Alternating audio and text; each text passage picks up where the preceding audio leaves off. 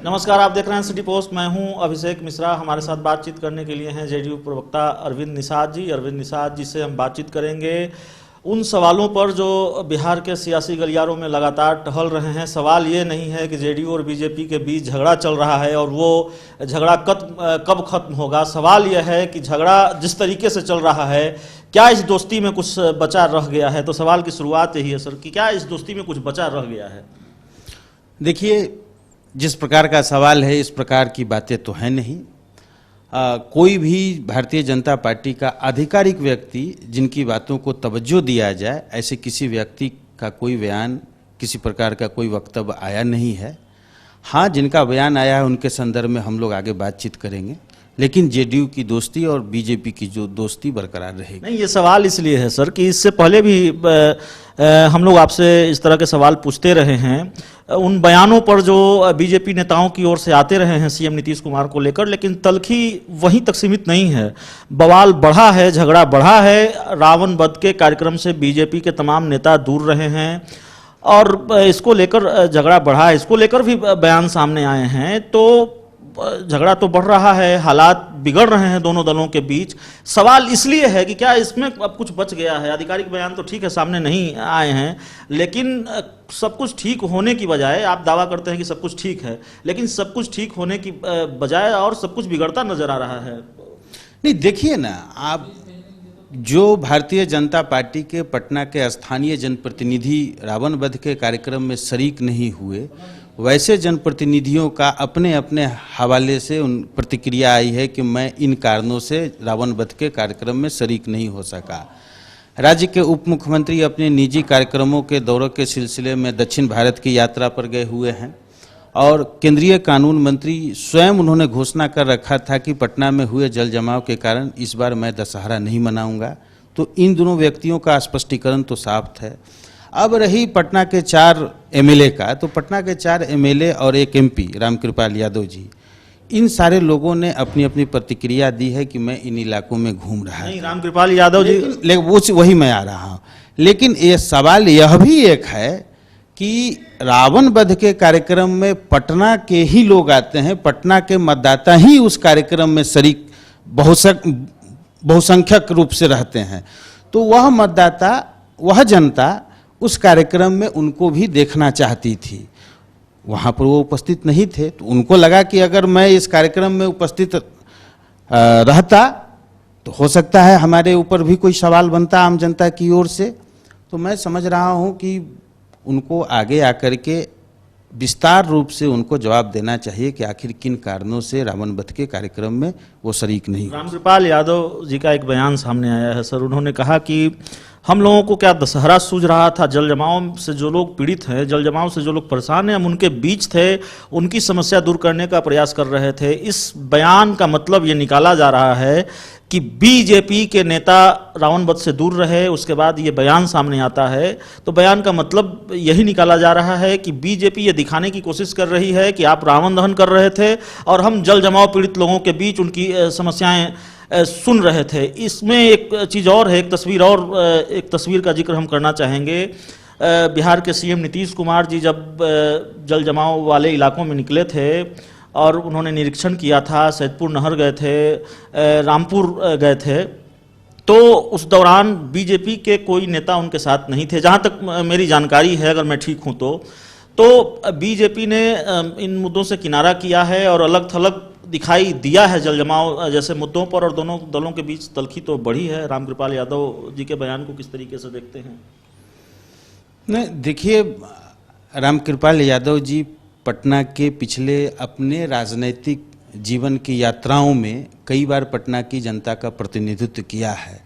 तो सवाल तो उनसे बनता ही है कि आपने इतने दिनों के राजनीतिक जीवन की यात्रा में आपने क्या किया है, उसके बारे में भी जनता को बताएं। इस जल जमाव के पहले अगर जल जमाव की निकासी की समस्या थी तो उसके बारे में आपने क्या संज्ञान लिया, या उनके साथ भी जो अन्य जनप्रतिनिधि अरुण सिन्हा जी, संजीव चौरसिया जी, नितिन नवीन जी, नंदकिशोर यादव जी सरीखे लोग जो पटना में जल जमाव, इससे पहले भी पटना में हल्की बारिश हुई थी जिसका जिक्र माननीय मुख्यमंत्री जी ने 10 साल पहले के रूप में किया था, उस समय भी यही लोग पटना के जनप्रतिनिधि थे। तो इन लोगों की जवाबदेही तो बनती है कि आखिर किन कारण से पटना में, देखिए संविधान बनाने वालों ने बहुत ही सोच समझ करके हर इकाई को स्थापित किया। नगर निगम स्वतंत्र इकाई है, उसके लिए जनप्रतिनिधि है, तो इस तरीके से हर चीज़ को विकसित किया गया कि कौन सा काम किस डिपार्टमेंट के जिम्मे होगा, कौन जनप्रतिनिधि होंगे, उसके लिए नगर निगम की स्थापना की गई।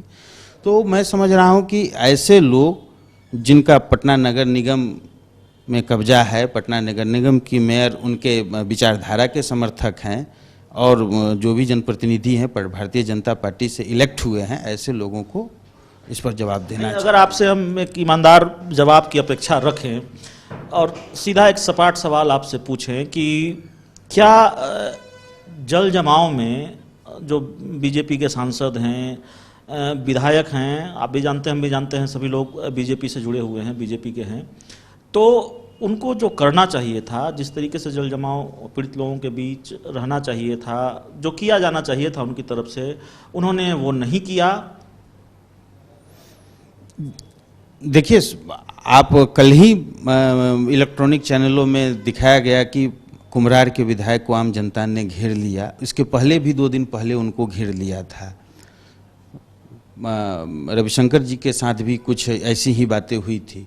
तो स्वाभाविक है कि अपने जनप्रतिनिधियों को मुसीबत के दिनों में उनके प्रतिनिधि उनके साथ खड़ा दिखाई देना चाहिए, ऐसा लोगों को महसूस होता है। लेकिन इसके पहले तो आम जनता की खोज खबर लेने के लिए, आम जनता किस समस्या से जूझ रही है, इसके पहले तो ये लोग जाते नहीं थे कभी।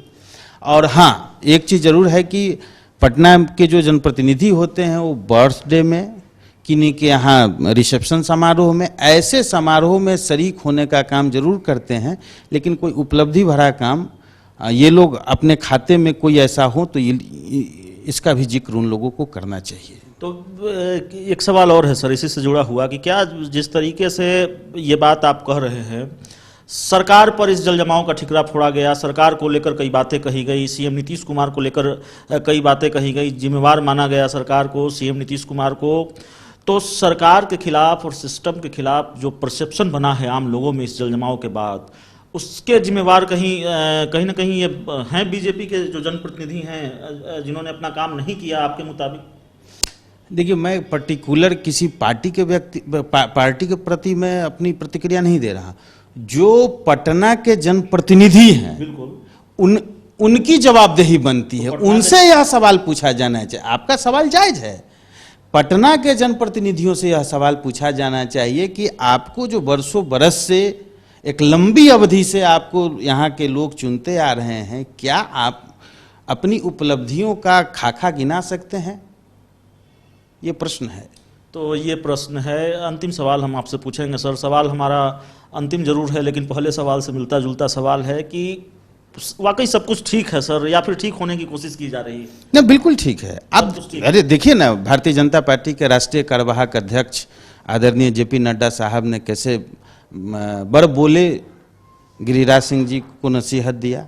कल एक और बड़ बोले नेता जिनका बिहार से कोई लेना देना नहीं है, और उनके बड़ बोले बयानों के कारण कई बार भारतीय जनता पार्टी के द्वारा उनकी बातों को खारिज किया जा चुका। ऐसे सुब्रमण्यम स्वामी को भी कल हम लोगों ने सुना है, लेकिन उनकी बात पर तो भारतीय जनता पार्टी कोई संज्ञान नहीं करती। आपको याद होगा कि देश के भूतपूर्व फाइनेंस मिनिस्टर अरुण जेटली और वर्तमान फाइनेंस मिनिस्टर निर्मला सीतारमण के खिलाफ भी उन्होंने कई बार बयान दिया, लेकिन उनकी बात को कभी भारतीय जनता पार्टी ने तवज्जो तो नसीहत तो आपकी अपनी पार्टी के लोग भी दे रहे हैं सर। जेडीयू के प्रवक्ता अजय आलोक है, उनका ट्वीट है कि भाई अगर आप बड़ा भाई समझते हैं तो आपको पहल करनी चाहिए, आपको इस झगड़े को खत्म करने की कोशिश करनी चाहिए। एग्जैक्ट उनका ट्वीट है।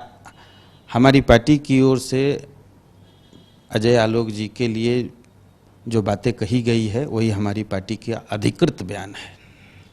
तो हमारे साथ बातचीत कर रहे थे जेडीयू प्रवक्ता अरविंद निषाद जी। तमाम सवालों पर बातचीत की, सियासत के तमाम मसलों पर हमने इनसे बातचीत की, सारे सवालों का जवाब इन्होंने दिया है। तो इस इंटरव्यू में इतना ही। अगर आपको हमारा ये इंटरव्यू अच्छा लगे तो इसे अपने दोस्तों के साथ शेयर करें, हमारे यूट्यूब चैनल को सब्सक्राइब करें, बेल आइकन जरूर दबा दें ताकि हमारी खबरें सबसे पहले आप तक पहुँचे। प्यार, समर्थन और सहयोग के लिए बहुत बहुत धन्यवाद।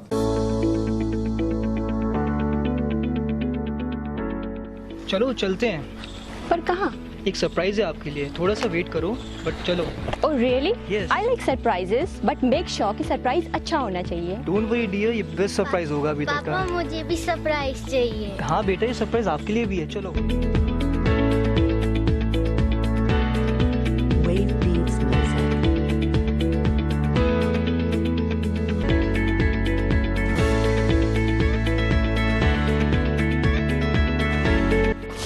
बताओ कैसा लगा? It's so beautiful, amazing.